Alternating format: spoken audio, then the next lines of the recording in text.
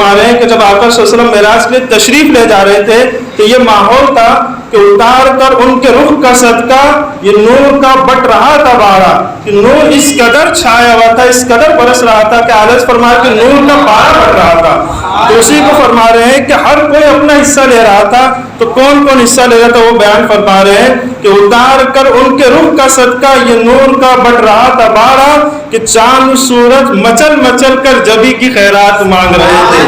چاند بھی اپنے حصے کا نور لے رہا تھا اور سورج بھی اپنے حصے کا نور لے رہا تھا۔ اس کے بعد اعلیٰ حضرت فرماتے ہیں کہ وہی تو اب تک جھلک رہا تھا، وہی تو جوبن ٹپک رہا تھا۔ اب آقا صلی اللہ علیہ وسلم کے غسل کی باری آئی، تب غسل کے وقت جو پانی جسم اقدس سے جدا ہوا اس کا عالم کیا تھا، اس کا کیا کیا گیا، تو اس کا نقشہ اعلیٰ حضرت پیش فرما رہے ہیں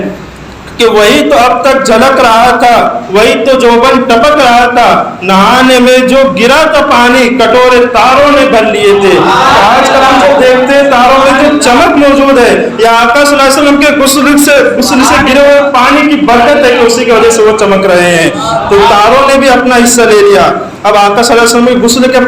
پانی ہو گیا، اب بچا آقا صلی اللہ علیہ وسلم کے تلووں کا دھون۔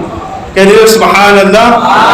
اب تلووں کے دھون کا کیا کیا گیا اس کے متعلق اعلیٰ حضرت فرماتے ہیں بچا جو تلووں کا ان کے دھون بنا وہ جنت کا رنگ و روغن۔ آقا صلی اللہ علیہ وسلم کے تلووں کا جو دھون تھا اس کا عالم یہ تھا کہ اس سے جنت کے رنگ و روغن سجا کی گئی۔ اور آقا صلی اللہ علیہ وسلم نے جو کپڑا اپنا لباس پہن کر رکھا تھا اس کا عالم یہ تھا کہ اس سے جنت کے باغات کے پھول بنا گئے۔ تعالیٰ اس کو پیش فرما رہے کہ بچا جو تلووں کا ان کے دھون بنا وہ جنت کا رنگ و روغن، جنہوں نے دولہا کی پائی اترن وہ پھول گلزار نور کے تھے، وہ پھول گلزار نور